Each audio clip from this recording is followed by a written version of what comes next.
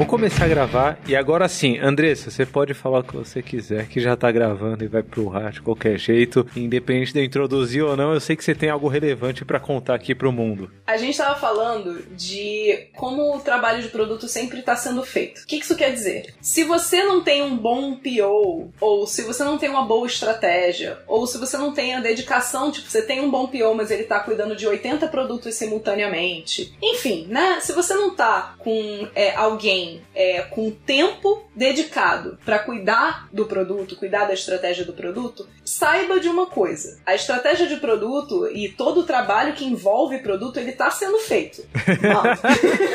Provavelmente ele tá sendo feito por alguém que não conhece tão bem disso, ou então essas decisões estão sendo tomadas na vibe do vai que dá, e elas estão sendo tomadas de uma forma que tá muito aquém do que poderia ser. Então você pode ter um cenário, é muito comum você ver isso, de um time que no final das contas está tarefeiro em cima de uma lista de requisitos que alguém que é um hipopótamo voador passou. Aí a referência ao HIPPO, né, do Highest Paid Person's Opinion, né, a opinião da pessoa mais bem paga da sala. Alguém virou e falou assim, eu acho que seria legal ter essas funcionalidades aqui, time desenvolve. Se esse trabalho de produto não está sendo feito por uma pessoa de produto com validação de hipóteses, teste, etc., ele está sendo mal feito por outra pessoa, no caso, pode ser o hipopótamo, pode ser o time, desenvolvimento, sem olhar para as coisas que deveria. Então, ó, vou para começar com chave de ouro aqui o Love the Problem, produtos. Abomina o vácuo. Sempre vai ter alguém preenchendo esse espaço, esteja ciente disso ou não. E agora sim, Léo, solta a vinheta.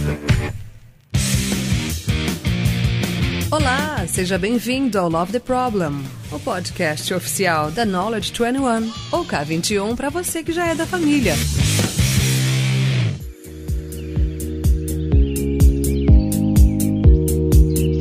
Agora sim podemos começar o bate-papo de fato. E hoje eu tô aqui com duas pessoas. Eu sempre falo que é especial, né? Galera, vocês já sabem que vocês são especiais. Só pra deixar explícito que vocês são muito especiais. Mas vocês já ouviram aqui toda uma mensagem que já valeu, tipo, se o Love the Problem tivesse 2 minutos, já era. Ia ter sido esse o episódio, já ia ter valido a pena, da nossa queridíssima Andressa Chiara. Oi, Andressa. Oi, gente. É um prazer estar aqui com vocês. Muito obrigada pelo convite. É um prazer estar aqui não só com o Lula, mas também com o Fernando. Tava uma saudade, Fernando.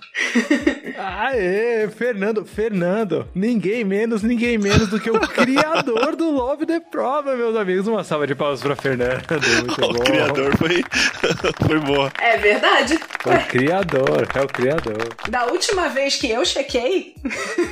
Pode voltar no episódio 1 lá e ver quem tá lá puxando. Bem-vindo novamente à sua casa. Muito obrigado, Lula. Obrigadão, Andressa. Assim, é um prazer estar aqui de volta. Dessa vez, né, tentando participar mais, assim, não como host, né, mas como participante aqui da mesa. Eu tô muito feliz de ter voltado. Espero voltar mais vezes aí, vocês ouvirem mais minha voz aí, ó, nos próximos episódios aí. Vamos ver. Tô muito contente mesmo.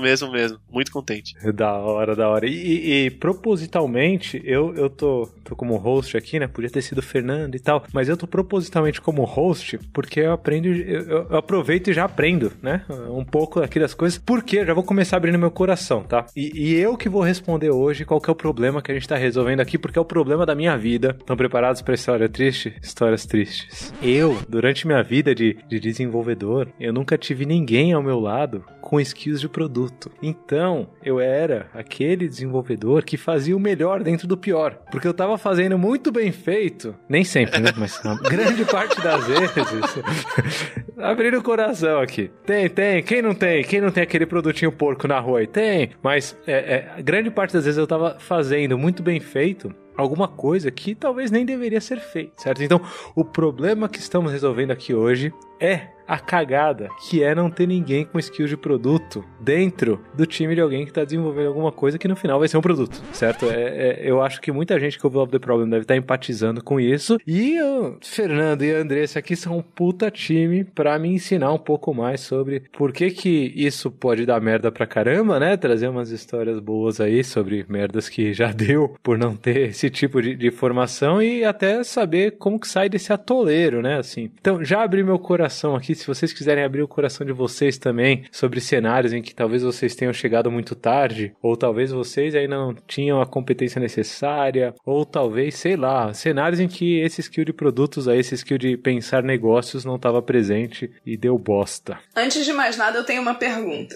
Pra gente poder definir, né, quais são as cagadas, etc., antes eu queria chegar num consenso aqui de o que é produto. Porque você falou assim, é um time que está trabalhando em algo que vai ser um produto. Mas o que acontece, né, pra você saber que você tá trabalhando num produto? Aí eu queria deixar essa pergunta aí. Meu Deus, já chegou na polêmica aqui, então eu vou complementar. Ao invés de responder, eu só vou complicar mais ainda, porque o que eu quero saber, e sobrou pro Fernando, né? Ou o Fernando vai complicar ainda mais ou vai ter que responder. Vixe Maria, que responsa. Existe, afinal, diferença entre produto e serviço, assim? Porque eu fico sempre na dúvida, né? Produto, serviço, é tudo produto, é tudo serviço? Fernando, sobrou pra você. Vixe Maria, ai meu Deus. Se fudeu. Tô ligeiramente nervoso aqui, vamos lá.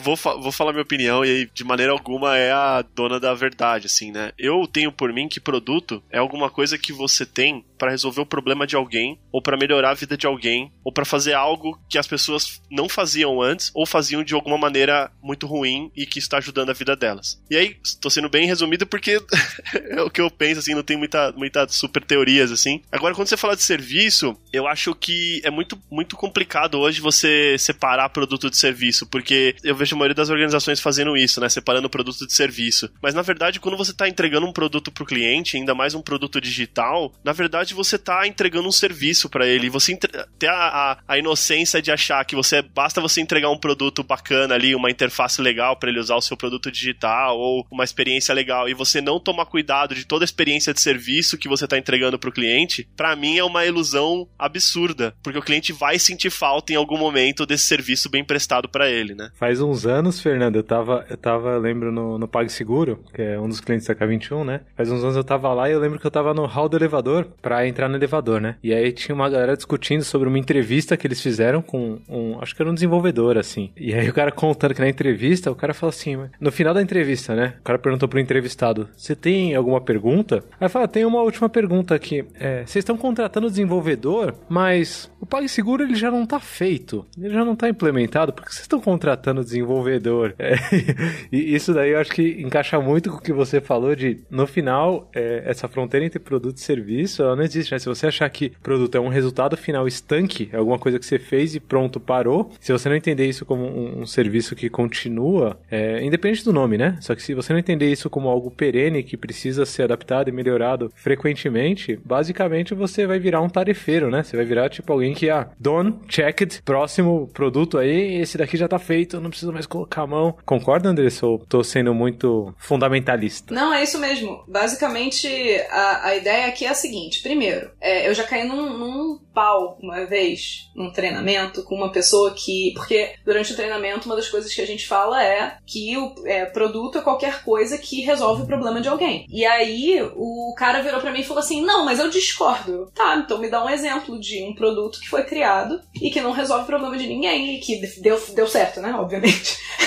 Aí ele virou e falou assim, o iPhone. Aí eu virei e falei assim, o iPhone resolve o problema de conexão, de você, tipo, atualizar a notícia, de você, tipo, tem uma penca de problemas que você resolve com o iPhone. A questão toda é a seguinte, se a gente... E aí eu vou conectar com CNV, comunicação não violenta, porque a comunicação não violenta, ela ensina pra gente que as nossas necessidades humanas são básicas e universais. Então, você sempre consegue reduzir tudo o que você vê de problema, de propósito do cliente que você está tentando atender, às necessidades que são universais. Então, a necessidade de conexão, a necessidade de você estar bem informado, a necessidade de você receber carinho, a necessidade de você ter um momento de relaxamento, né? Eu estava dando um exemplo de pra que a gente ouve música? Qual é o propósito da gente de ouvir música? Qual é o problema que a gente está tentando resolver? Às vezes a gente está estressado, a gente quer relaxar, ou a gente quer um momento para nós de autorreflexão. Então a música é um produto. E no final das contas, todos os serviços são produtos. Esse que é o ponto. Então, no final, se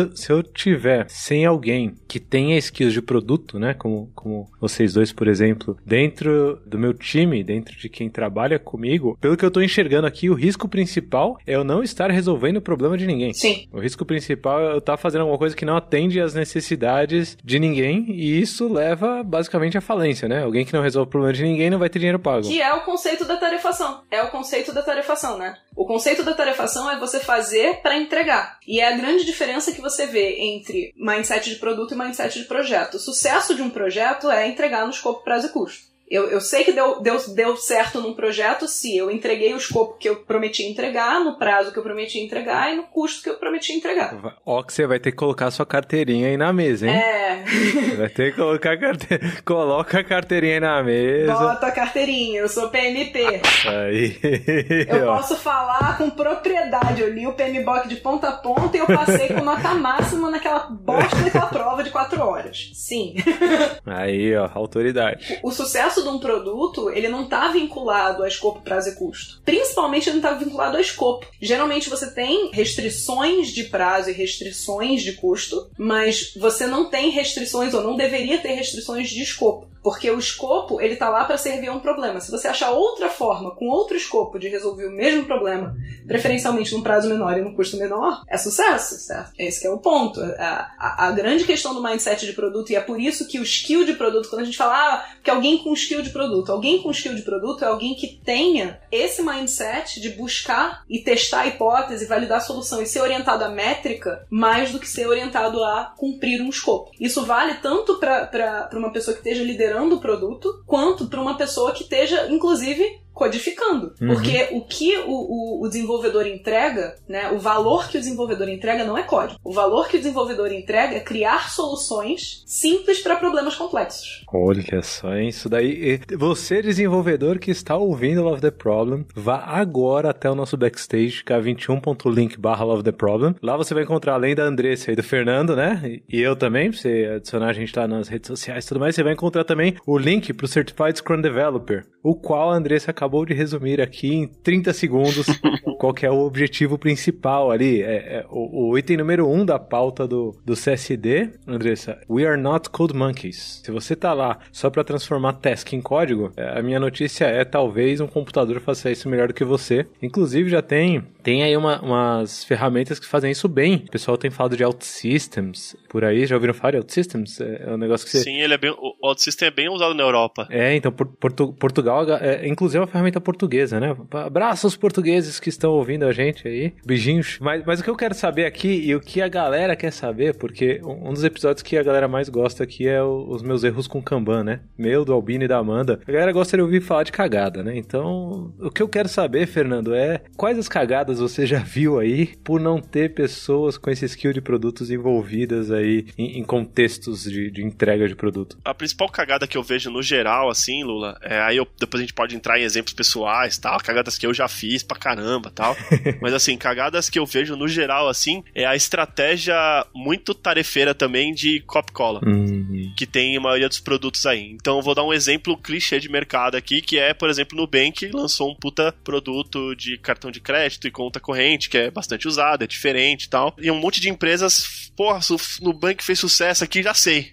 Vou copiar o aplicativo do Nubank. E vai lá e copia o aplicativo do Nubank de uma maneira totalmente tarefeira também, projetizada, e aí entrega isso pro cliente como se isso fosse todo o produto do Nubank, um aplicativo bonito. E aí a gente sabe que, eu tô dando exemplo do Nubank porque é um produto que eu gosto, eu uso no dia a dia, e que a gente sabe que é muito mais do que um aplicativo. Tem todo um serviço por trás, tem todo um trabalho de pessoas pensando totalmente no cliente, nos problemas que estão resolvendo, na satisfação do cliente. Então você vai pra quando você precisa de atendimento, ele é diferente. Quando você precisa resolver um problema, é diferente. É tudo diferente. Só que as empresas, por conta disso muito que a Andressa falou, de não ter pessoas de produto e por não ter esse viés de problema que eu tô resolvendo, e por ter muito essa separação de, vou entregar esse produto, aplicativo e o resto do serviço serviço, nem é produto, deixa lá do jeito que tá, a minha central de atendimento zoada, a minha logística zoada, tudo zoada. E aí a galera copia o aplicativo e acha que vai fazer sucesso. Só que o aplicativo, ele é a interface que o cliente tem pra usar ali. Mas tem todo um produto ali por trás, todo pessoas trabalhando, serviço, orientação a cliente, que isso não é tão trivial de copiar. E se isso não for estratégia da empresa,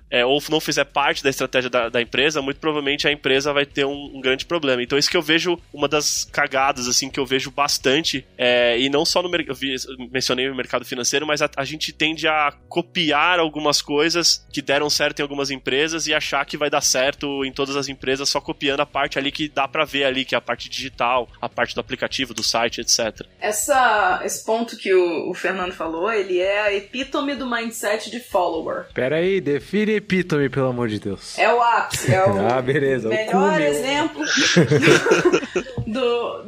do mindset de follower, né? De você ser um seguidor e não uma liderança no mercado. Quando a gente fala de Fit for Purpose, a gente fala muito de como é que a gente faz os nossos negócios sobreviverem. E o maior vilão dessa história é exatamente esse mindset de follower aliado a um processo de comoditização do mercado. O que isso significa?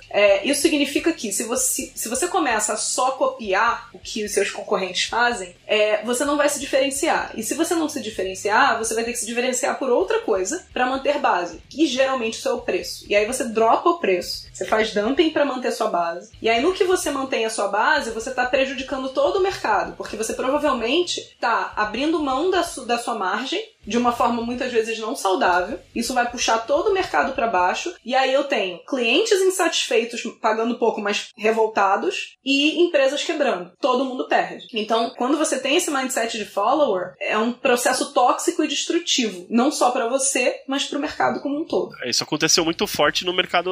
Eu tô falando assim, eu falo muito do mercado de fintech, porque eu fui mais ligado, trabalhei mais com isso. Mas isso aconteceu muito no mercado de maquininha, né? A maquininha virou um commodity em determinado momento. Todo mundo vendendo maquininha, propaganda, eu sou 0%, eu sou 0,1%, eu sou 0,2% de taxa, e aí você vira uma guerra de maquininha. Só que, na verdade, o que isso gera, além de toda essa destruição de mercado, é o cliente, na mínima mudança de preço, ele vai te trocar. Ele não vai pôr na balança. Se ele tivesse um puta serviço bom, um puta produto bom ali, ele ia pôr na balança. Pô, mas por causa de 5 centavos aqui, 10 centavos por mês, eu vou trocar toda a conveniência, todo o atendimento bom, o serviço bom que eu tenho aqui. Puta, é mó trabalho, é o custo de troca, né, que o cliente tem. E aí, quando você entrar em guerra de preço e diferenciar só pelo preço, quando aparecer um player com 1 centavo, 10 centavos mais barato que você, o cliente vai te trocar. E a gente sabe, isso é comprovado, que você evitar um churn de cliente é muitíssimo mais barato do que você adquirir um cliente novo. Defina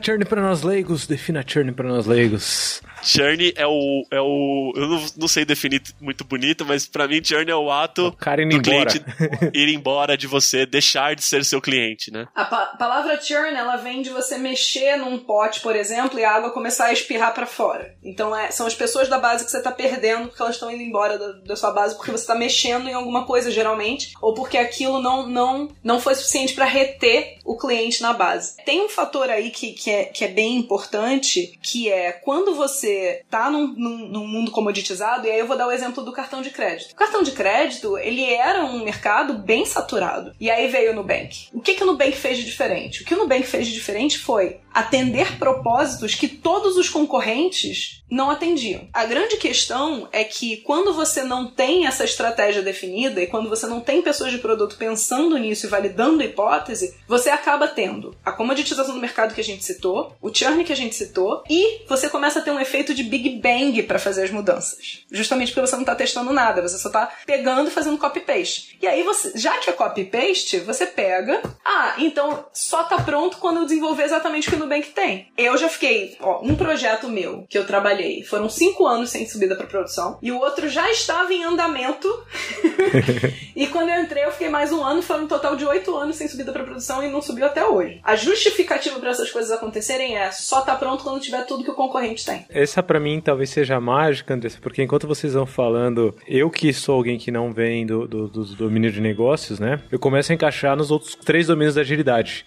Então, o que a gente tá falando dos domínios da agilidade? E pra oficializar aqui de uma vez por todas, que eu acho que eu nunca falei isso em alguns dos episódios do Love the Problem, e pra ficar claro, os 4 domínios da agilidade, uma belíssima criação da K21, é alguma coisa que eu levo, assim, pra vida, né? Eu enxergo isso em todo canto. Enquanto vocês vão falando do domínio de negócios, eu começo a enxergar os impactos nos domínios que eu tenho mais skill, né? Não que eu não tenha skills de negócio, eu convivo com vocês, então por osmose você vai pegando aqui, né? Vai aprendendo um pulo ou outro, mas os impactos desse efeito da comoditização do resultado do seu trabalho ali, por você basicamente ignorar o produto como um todo, né? O serviço como um todo, e achar que é simplesmente um projeto que vai ser entregue, se for igual vai ser sucesso. Na verdade, Lula, só desculpa uma pinceladinha, quando o cara tá falando isso, quando você tá falando isso, na verdade, assim, ignorando o serviço, na verdade você tá ignorando o cliente. Ah, perfeito. Esse é o ponto. Lindo. Você quer lançar algo, você quer porque faz sentido talvez pro seu negócio, você quer ganhar dinheiro, ou porque faz sentido que você quer copiar o concorrente, mas se você não estiver pensando no cliente, na pessoa que vai usar, na verdade é isso que você tá fadado ao fracasso, é isso que você tá ignorando, você tá ignorando o seu cliente. Você tá dando um tiro no pé e destruindo sua empresa, é isso que você tá fazendo. Perfeito. A médio prazo, não precisa nem ser a longo. Sensacional essa definição, Fernando, porque quando eu vou definir os 4 domínios, quando eu falo de negócios, eu tento simplificar ao máximo e trazer que negócios é você pensar no seu cliente. E o que me faltava naquela equipe que eu citei lá no começo, naquelas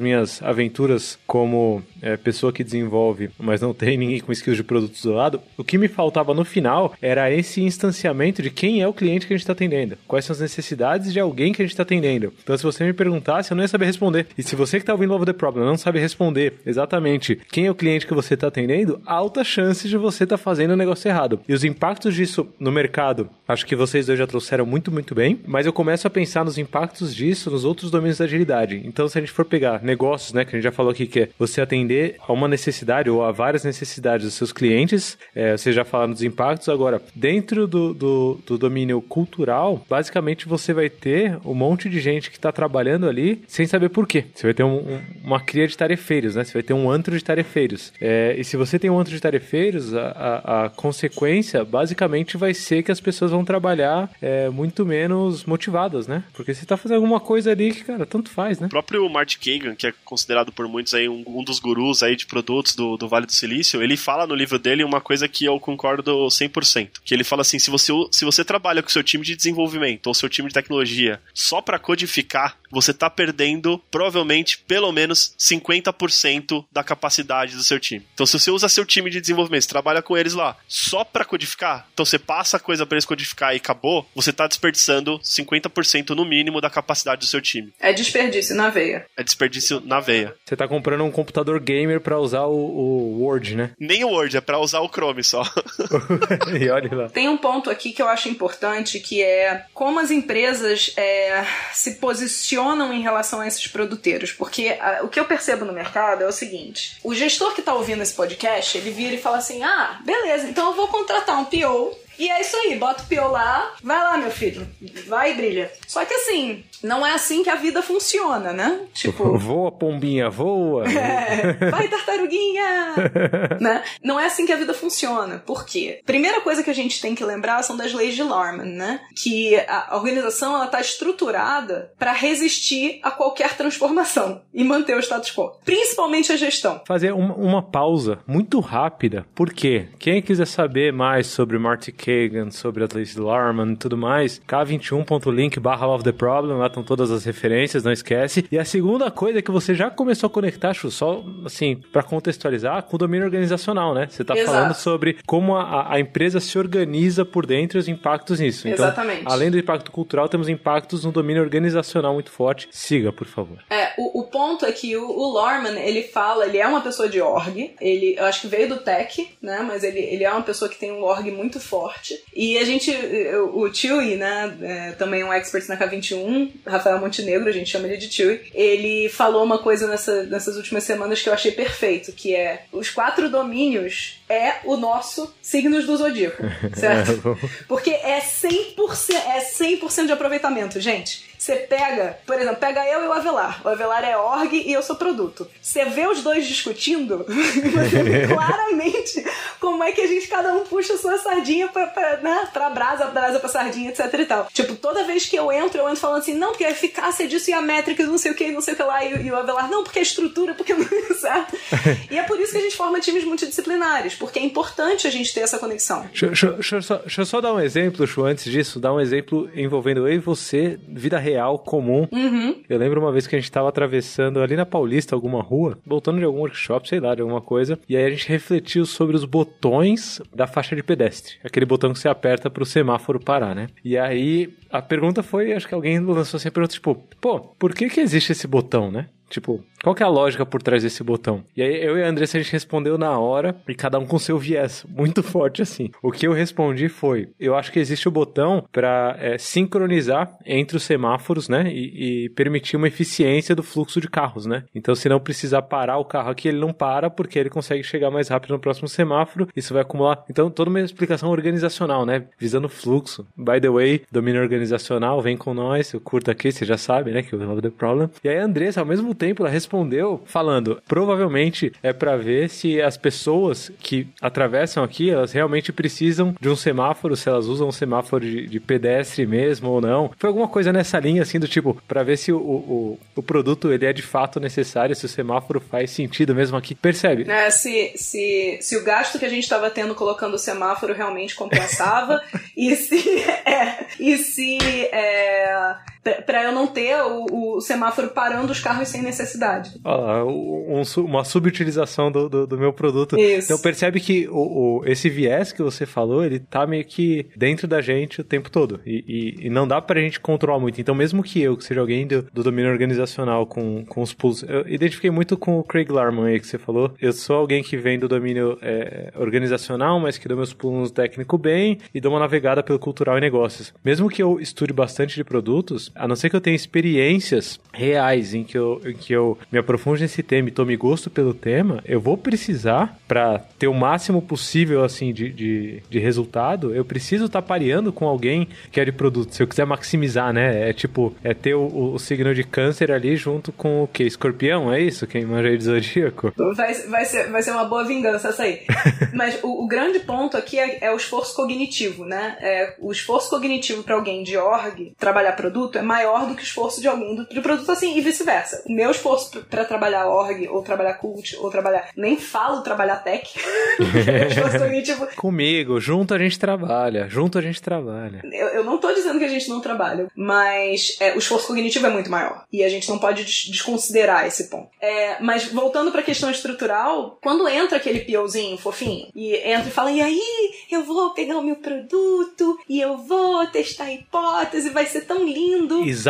E aí ele entra numa empresa que tem toda uma estrutura organizacional que tá setada pra não fazer nada daquilo e continuar fazendo projeto. Copiar o Nubank. Esta pobre alma vai ser esmagada. E as empresas, elas se imiscuem da responsabilidade sobre isso. Os gestores, principalmente. Porque o que os gestores precisam fazer, e num cenário de pandemia isso está particularmente aflorado, eles precisam entender que o mercado está mudando o tempo todo. O mercado, como a gente conhecia, inclusive, foi pro saco. Certo? Se a gente sabe que o mercado está mudando e a estratégia da sua empresa não virou de cabeça para baixo ainda, das duas uma. Ou por um alinhamento de corpos celestes, a sua estratégia estava adequada, mas é sorte, porque, né, a menos que você tivesse como prever a pandemia. Ou você provavelmente está pensando num mindset de projeto e não de produto, e você está tentando terminar as coisas que você já tinha no backlog e só executar aquela estratégia que já estava montada. E isso é um equívoco, não para o POzinho, mas para a empresa, certo? Existe uma perda muito grande na empresa. As estruturas da empresa, elas são feitas para reforçar essa estrutura de projeto. E aí, quando você trabalha, por exemplo, a gente fez alguns experimentos usando o Fit for Purpose, que é de negócio, é do domínio de negócio, como forma de criar uma estrutura organizacional. A gente fez alguns experimentos, tanto dentro da K21 quanto em alguns clientes. É essa a palestra do Agile Brasil desse ano? Isso. Ah, ela sucesso. Mesma. 2020, né? Não sei se você tá ouvindo a gente em 2035, mas tá confirmado para 2020, Agile Brasil. Abraço todo mundo do Agile Brasil. Brasil, confirmada essa palestra aí. Eu sei que foi fit for purpose, tem que checar se é que passou foi a de fit for purpose o case da pizzaria ou se foi essa. Eu acho que foi essa. Qualquer coisa se adapta assim, a galera não vai achar ruim, não. No TDC tem também. No TDC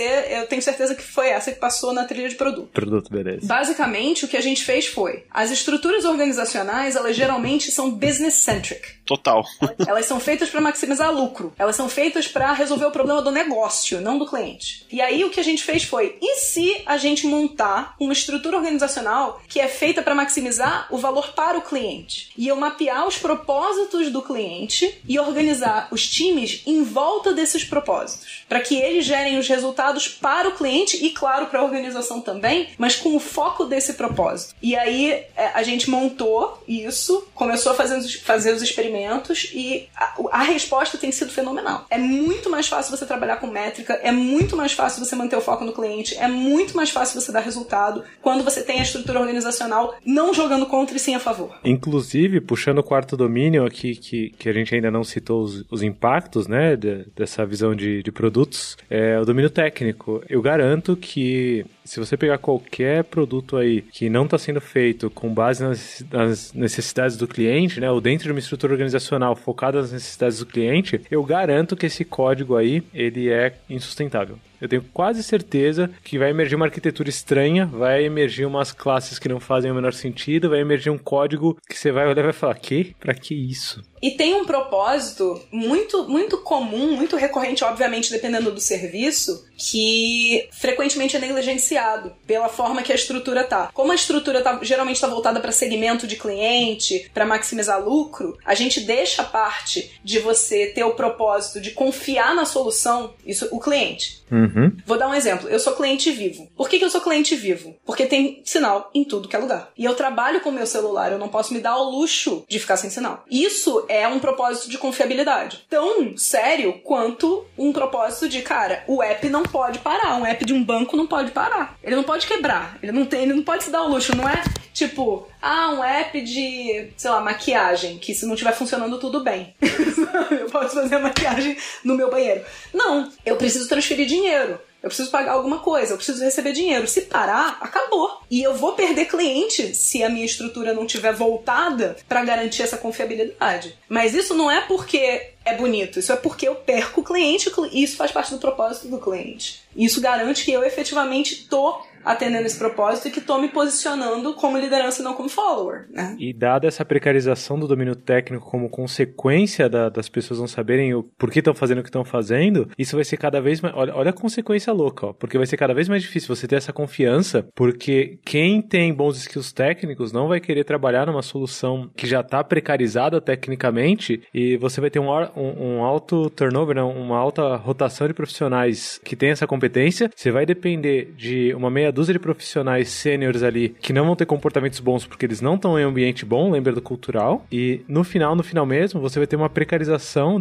do expertise técnico. E a gente está acabando de descrever exatamente o que o Nubank não é, né? O exemplo que o Fernando trouxe aí, o Nubank é bem conhecido pela expertise técnica, assim, linda, né? De ver por dentro. Isso que vocês estão falando, pra mim, encaixa muito bem, assim, na minha cabeça. Fui pensando aqui, nossa, é exatamente isso, né? Porque quando a gente começou nosso papo lá atrás e começou a falar assim, como que é não ter uma pessoa de produtos, como é não pensar no cliente, na verdade a gente tá falando que a gente não tem uma organização que aprende, a gente não tem uma empresa que aprende, a gente tem uma empresa que funciona muito engessada, muito provavelmente com uma máquina. E aí quando você tem uma empresa que não é orgânica, é uma empresa que é uma máquina, você vai ter um monte de dificuldade de movimentar ela, por exemplo, para mudar a estratégia, que nem a Andressa estava falando, para pensar mais no cliente, porque você tem um monte de mecanismos já feitos, como meta, remuneração, forma de bonificação, remuneração, formas de você dar reporte, tudo é feito de uma maneira em que não favorece esse aprendizado, não favorece você a pensar de uma maneira diferente, a pensar no cliente. E é uma bola de neve, né? Porque quando a gente começou o nosso papo lá atrás, a gente tava falando assim, ó, são estratégias de empresas que estão preocupadas em entregar algo e não no cliente. Mas por que as pessoas estão preocupadas em entregar algo? Porque a visão de sucesso da empresa ao longo do tempo foi que se você entregar algo no prazo, no escopo e etc., é um sucesso.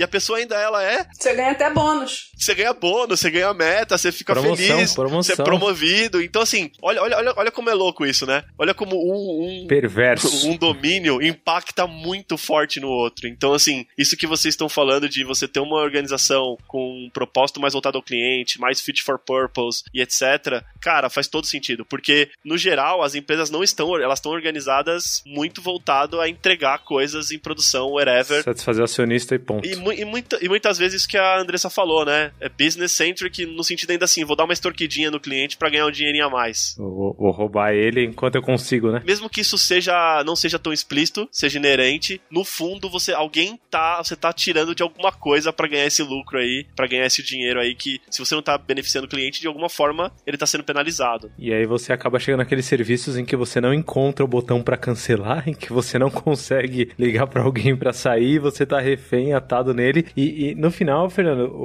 eu gostei muito que a gente conectou vários pontos aqui. Eu acho que tem, na essência, assim, quando você tá falando de organizações que aprendem, me lembrou muito o Peter Senge, a quinta disciplina, que vai estar lá no k21.link/Love the Problem, né? A referência, se você quiser ver. Às vezes a gente fala muito enrolado aqui, né? E o episódio sobre pensamento sistêmico com Alison Vale. Que eu amei. Acho que é uma bela recomendação. Curtiu o show? Eu sou suspeito pra falar porque o Alison é ídolo. Dia seguinte eu tava em todos os clientes falando ouça.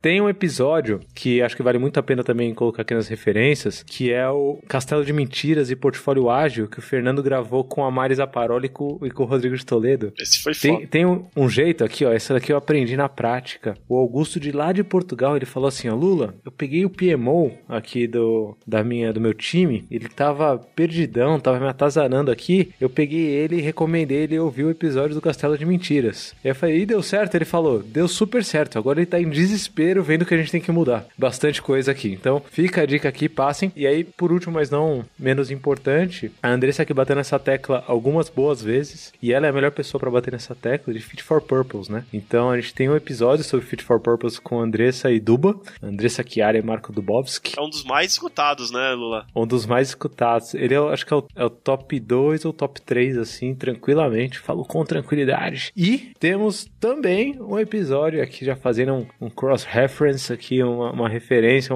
uma parceria da hora com a galera do Product Gurus, né? A Andressa soltou faz pouquinho tempo esse episódio com eles e tá entrando cada vez mais gente na nossa comunidade Fit for Purpose, né? Pra trocar ideias sobre isso e tudo mais. Então, abraço pra galera do Product Gurus aí. Ouçam também, o episódio deles vai estar lá no k21.link/Love the Problem pra vocês clicarem e acessarem aí, porque vocês já entenderam o porquê da mensagem ser passada, né, Andressa? Por que você foi lá e gravou com a galera e tudo mais, e por que é tão importante a gente falar de produtos assim, e Fit for Purpose. Vai. Dá uma palhinha só de como que Fit for Purpose encaixa, vai. O Fit for Purpose encaixa muito, inclusive, no tema que a gente colocou nesse episódio que a gente tá aqui falando hoje, porque o Fit for Purpose, ele justamente blinda a gente contra as cagadas. Tipo, se a gente vai errar, vamos errar validando hipótese do produto em relação aos propósitos do nosso cliente. Não vamos errar tendo um mindset que não é de produto, certo? E aí o que o Fit for Purpose faz é justamente empoderar as organizações e as pessoas que estão trabalhando em produto, né? E aí eu não tô falando só dos produteiros, mas os times de produto também, a entender quais são os propósitos do cliente, quais são as métricas que são importantes a gente acompanhar para isso. Ele divide o que é métrica, o que é KPI, aí o conceito do KPI do Fit for Purpose é bem diferente do que a gente está acostumado a ver. KPI pro Fit for Purpose é a métrica que faz o cliente escolher você. E é uma métrica que não é, tipo, algo que é transparente para ele, é uma métrica que ele olha, do tipo, quando você tá pedindo um produto no Mercado Livre e você tem, por exemplo, um aniversário, que você tá mandando o produto como um presente de aniversário pra alguém, qual é a métrica que você olha? Olha, quando eu compro um presente pra alguém, a métrica... É um aniversário. Uhum. É um aniversário de alguém. Certo. E eu vou comprar um presente pra essa pessoa. Isso. Aí você achou o presente perfeito no Mercado Livre. Qual é a métrica que você vai olhar? Na hora que eu achei o presente perfeito, eu não comprei ainda. Achou o presente, preço perfeito... Tempo de entrega. Exato. O que você vai olhar é o tempo de entrega. Porque tem que chegar até o aniversário da pessoa. Se chegar 2 meses depois, não adianta.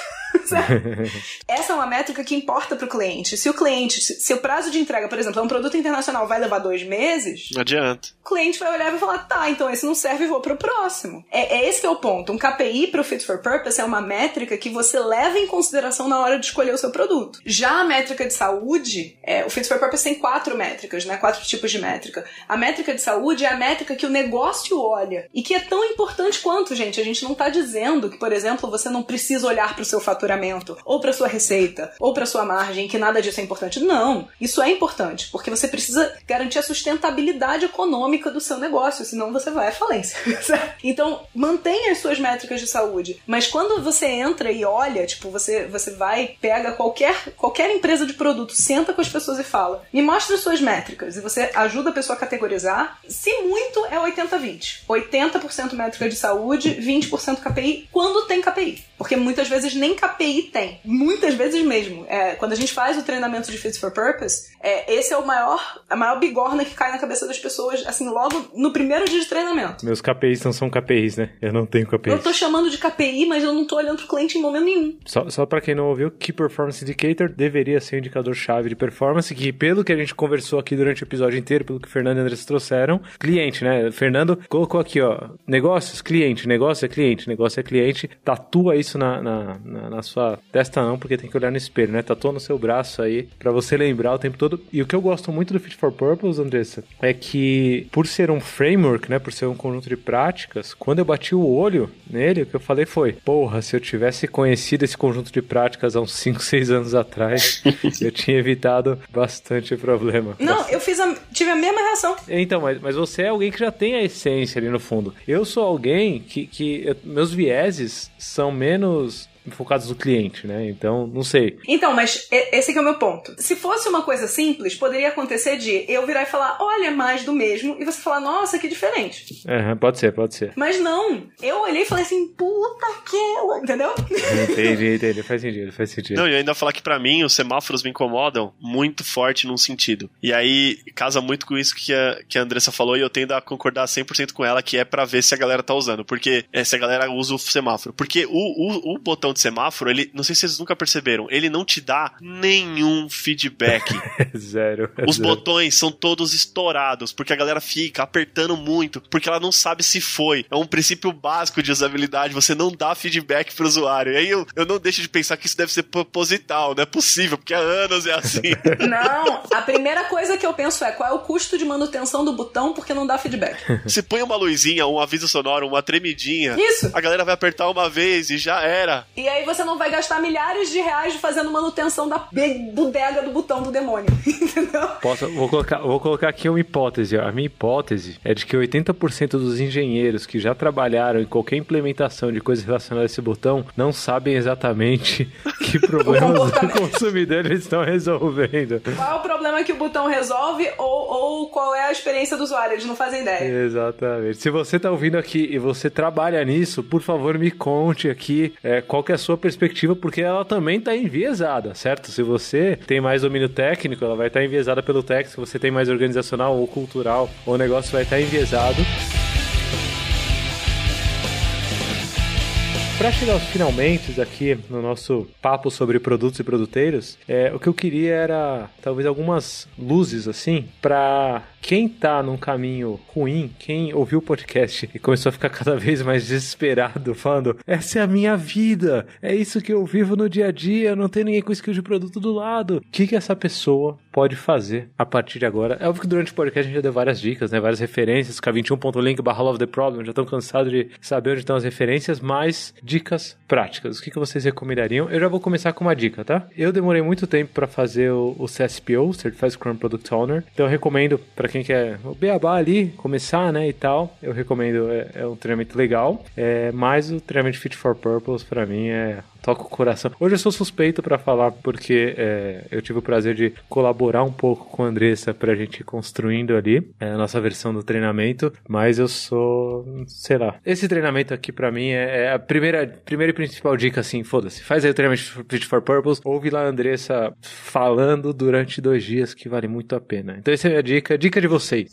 Eu tenho uma dica que é baseada na premissa de que todo mundo quer dar resultado. Eu já tive contato com milhares de pessoas, do ponto de vista profissional, tenho certeza que vocês também. E eu conto nos dedos de uma mão quantas pessoas só queriam bater cartão e receber salário. Então, uma coisa muito tóxica que acontece no mercado é que a gente é educado pra partir da premissa de que as pessoas, se deixadas à própria sorte, elas não querem trabalhar. Daí tem o nome, hein? É Teoria X, ó. Procura aí no Love the Problem, você vai ver Teoria X. Exatamente. A grande questão aqui é, a gente sabe, dada a amostragem, né? A gente sabe que isso não é verdade, que todo mundo quer ter propósito no trabalho, todo mundo quer entregar valor, todo mundo quer se orgulhar do que faz. Raríssimas exceções. Se você vê isso, se você acredita nisso, tenta buscar quem são os promotores no lugar que você trabalha, que estão incomodados e gostariam de mudar isso. E aí sim, aí você procura os conteúdos, corre atrás, não apenas o treinamento, mas tem o livro, tem artigo sobre isso, tem o podcast, tem palestra, tem um monte de conteúdo que você pode consumir e já começar a fazer pequenos experimentos. Tem a comunidade do Fit for Purpose no Telegram, que é criada pra gente trocar experiência, inclusive. Então, por exemplo, quer rodar o card do Fit for Purpose para metrificar propósito e ter uma métrica que te diga para onde você deveria levar a estratégia do seu produto? Cara, puxa, vamos rodar. E quiser trocar ideia, bota a gente no jogo. Cola com nós, né? A galera jogando. Isso. A galera jogando lá na comunidade, né? Trocando ideia. Pô, deu isso, deu aquilo. O que você acha? O que você acha? É pra isso que essa comunidade existe, entendeu? Então, assim, eu só dou o alerta sempre de que a tabulação não é trivial de fazer. Mas a gente tem modelo, a gente manda planilha, a gente ajuda. Essa seria a dica. Muito bom. Procura as pessoas que podem ser promotoras. Muito bom. Gostei muito da dica da Andressa e da sua, Lula. E assim, se puder contribuir também com uma dica aí, só complementando, eu diria assim, converse, muito em linha do que isso que a Andressa falou, converse com as pessoas da sua empresa que estão a fim de falar sobre o cliente, que estão a fim de ver métricas de cliente. Se você é um Product Owner ou uma Product Owner ou Product Manager, sei lá, do jeito que estão te chamando, mas se você é e não tem métricas de cliente, não tem métricas do seu produto que indicam que o cliente gosta de usar seu produto ou por que ele usa seu produto, comece a tentar fazer pelo menos isso. Comece a entender o produto que você trabalha, ver se realmente ele é um produto, ver se realmente ele resolve o problema de alguém. Tem uma coisa que eu tô pra... uma teoria do Toledo, Lula, que a gente tá pra escrever alguma coisa sobre isso, preciso parar de postergar, que é... Eu não sei nem o que é, mas vai rolar um episódio do Love the Problem sobre essa teoria. Olha que beleza. Estou comprometendo o Fernando, ó, empurrado aqui, ó. Tô comprometendo o Fernando. Não, vai rolar. Que é o seguinte, quanto mais produtos uma empresa tem, menor o ROI médio. Porra, ROI médio. De produtos da empresa. Toma aí o IP aplicado a produto, gente. Sensacional, hein? Então, assim, tem uma teoria muito bacana que a gente tava discutindo muito isso aí, o Toledo, e a gente tá pra colocar isso no papel. E é um pouco isso, assim, ver o seu produto resolve o problema de alguém, resolve o problema do cliente, tá usando, por que tá usando, como que tá usando. E eu sei que no dia a dia, hoje em dia, tá um glamour muito grande. Essa é uma observação minha também que eu queria deixar. No dia a dia tá um glamour muito grande, cara, com o trabalho do PO, do PM, estão chamando de PM, PO, sei lá. Eu não aguento mais isso. É um gourmet, cara, é um gourmet danado, tá um gourmet danado e não sei o que, cara, no dia a dia é um trabalho miserável. Você trabalha pra caramba, velho. É isso. Você fala com muita gente, trabalha com muita gente e assim, cara, às vezes, muitas vezes parece até que é um trabalho solitário, cara, depende de onde você trabalha e tal. Então, assim, converse com pessoas de produtos, pessoas que trabalham com produtos e tente ter alguém pra você trocar ideia e trocar informação. A ideia da comunidade, pra mim, que você falou, Andressa, é matadora, assim. Entre na comunidade e troque. Eu mentoro pessoas de tempos em tempos e eu sempre tento avisar. Porque as pessoas saem de outras carreiras falando assim, não, porque ser produteiro, a história do glamour mesmo. Tipo assim, vou só ficar, né, tipo, dizendo, faz essa feature aí e tá tudo certo. Porque afinal, PO não trabalha. Porque é isso que os times mais imaturos, eles olham pro PO e falam que o PO não trabalha, certo? Cara, eu aviso as pessoas falando, se prepara que você vai trabalhar 12, 14 horas por dia até você conseguir aprender a ter um ritmo sustentável e parar. E você vai ter que ser muito disciplinado pra parar, porque é uma coisa que sempre tem mais coisa pra fazer e é sempre estratégico e é sempre mais informação pra colher. Então, cara, você sempre fica muito, muito angustiado de, será que eu tô passando a informação errada? Porque uma das coisas que é mais importante o PO saber é quanto custa o time dele, pra ele saber quanto custa cada aposta que ele faz e cada aposta errada que ele faz. Por isso que ele tem que validar tão rápido. Então, é uma responsabilidade bem tensa. além da promessa, então, de um episódio de podcast sobre ROI médio e quantidade de produtos aí que Fernando já prometeu. Brincadeira, eu prometi por ele. Tá prometido. Mas já põe aí no backlog como opção, né? Uma das opções que você pode puxar. Eu vou encerrar esse episódio aqui com um insight que eu tive, a provocação do Fernando agora no final, que a Andressa corroborou totalmente, me trouxe um insight que se você acha que o seu ou sua Product Manager, ou Product Owner, ou Product Whatever aí, não trabalha, né? Pô, não tem o que fazer muito bem e tal. Isso significa que o seu upstream, tudo que vem antes do comprometimento com o item que você vai fazer, tá cagado, certo? Se você acha que a pessoa de produtos com quem você convive não faz nada da vida, seu upstream tá cagado. Resolve isso, ou tá cagado porque você não tá conectando com ela, ou tá cagado porque tá sendo mal feito, ou tá cagado porque, sei lá, por causa da organização. Volta lá no episódio, lá no comecinho, escuta de novo e acha onde tá o ponto cagado. Se não encontrar... Escuta a frase da Andressa, né? No escuta comecinho. A frase da Andressa, exatamente. Trabalho de produtos está sempre sendo feito. Exatamente, nem que seja de uma forma cagada. Sensacional. Muito obrigado, Andressa. Muito obrigado, Fernando. Muito prazer gravar com vocês um episódio. Acho que esse daqui é pra indicar, ó. Indica. Você chegou até aqui? Indica. Não acabe esse episódio sem passar pra alguém. Põe no LinkedIn, põe no Twitter, põe... Sério, são mensagens que o mundo precisa ouvir pra parar de entrar nessa espiral negativa de produtos comoditizados só tentando extorquir os clientes. Ninguém gosta de fazer isso, então ajuda o mundo, compartilha o Love the Problem se você curte e até semana que vem. Beijo! Valeu! Beijo, pessoal!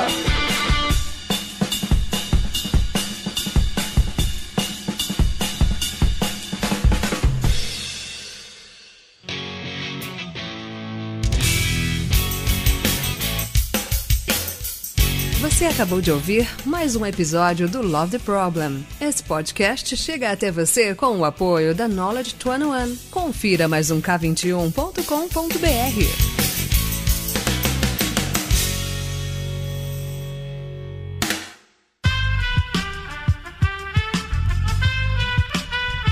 Esse podcast foi editado por Aerolitos Edição Inteligente.